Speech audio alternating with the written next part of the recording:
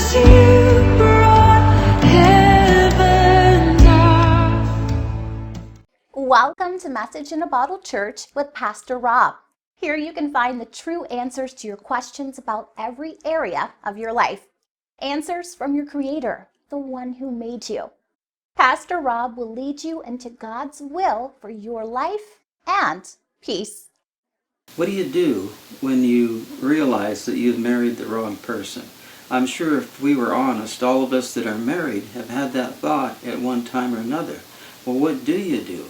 We're going to talk about that today in just 3 sections, and we're going to find out what you do. We're going to find out what God's thoughts on that are and what His instructions and principles are. And we're going to talk about the rewards. Everything that you do well takes time and it takes effort. I remember watching one summer the guys that dive off those cliffs in Acapulco, and it's just a beautiful thing to watch those guys, and it's so high up there and they've got so far to fall, but they just fall perfectly straight. And when they go into the water, there's just a little bit of water that comes out. They're so perfectly aligned with the surface of the water. Now we know from watching that those guys have probably put in thousands, maybe tens of thousands of hours practicing, and they push through. And that's really the key to success in any area. We have to do that in this world. Because of the sinful nature and because of sin in the world, things don't just turn out right the first time, sometimes not the first 30 times. And the difficulties that we have in our relationships in marriage stem mostly from selfishness. And we are just selfish creatures. We can deny that, and we can say, well, I don't like, hearing negative things about myself. Well, that's just the way it is. And if you want to do things right, marriage is a wonderful thing. And there's so many blessings. I've been married for 35 years to the same woman, only married once. And I can tell you that it is just a fantastic relationship if you do it right. And that's what we're going to talk about today. So again, back to that one point, we are selfish creatures, and we have to realize and understand that. And when we come into a marriage relationship, God designed the marriage relationship, and it's the way that He wants us to live. He designed a woman for a man, and for them to get married, to make that commitment and vow to each other and to Him, to be faithful to each other and to love and care for each other. And that's the beginning of their relationship, is those vows. There's a lot of people invited to a wedding. They didn't get invited just to come and eat the cake. What they got invited for, and why that's a tradition, is they came to witness the vows that the married couple are taking. Vows towards each other and for each other. And what really should be taking place there is, if the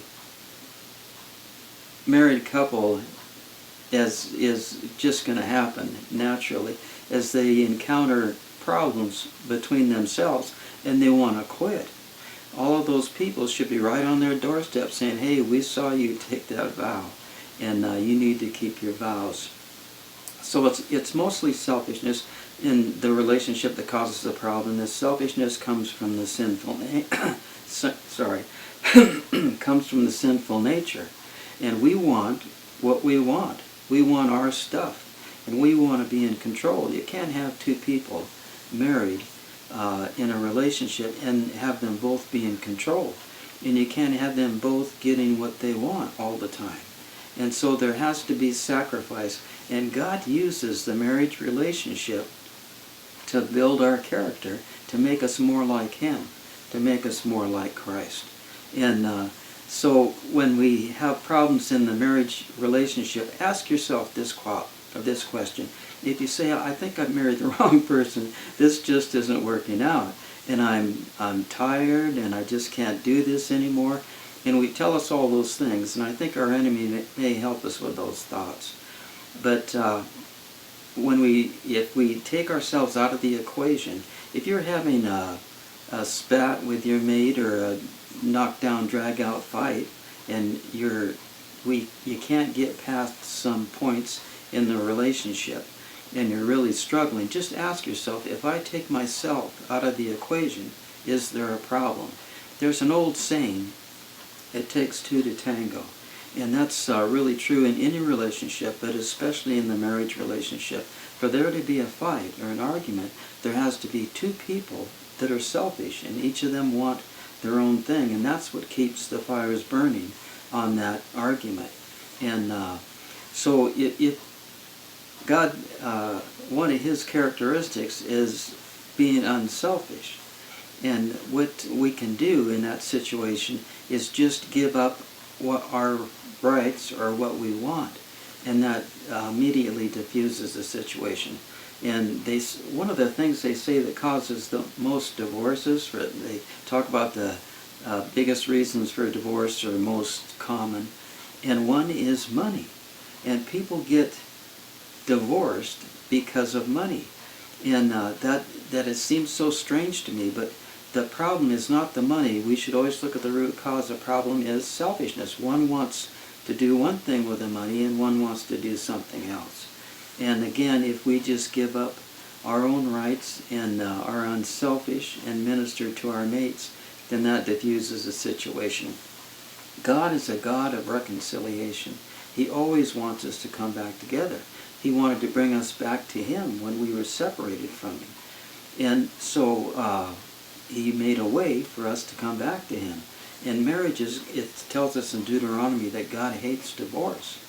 And so God is always wanting reconciliation. That means that you can always go to him for the grace to act unselfishly or to minister or to love your mate. I've gone to God so many times and asked him to give me a love for my wife. And he's always done that. He's given me an overwhelming love for her. And I'm able to overlook small, insignificant things and overlook or step aside from my own selfishness. There's great rewards if you push through and don't push the divorce button. We do that a lot in our society. But the problem with divorce is you take the same problem, selfishness, from your marriage into the next relationship and into every relationship, even if you decided not to marry anymore. Selfishness was still, you need to work on that and let God work that out of us. And there's great rewards and benefits. There's nothing like those grandkids and your own children and the Christmas dinner and having someone there at night, a warm body next to you, a companion to share things with. That's all God's design, and we were designed for it. So before you push that divorce button, or before you get convinced that this person isn't the right mate for you, just take that to God and think about taking yourself out of the equation when there's that argument between each other. Think about ministering to your mate. Lord, love you. If I don't see you before, I'll see you in heaven, and I'll get another video out as soon as I can.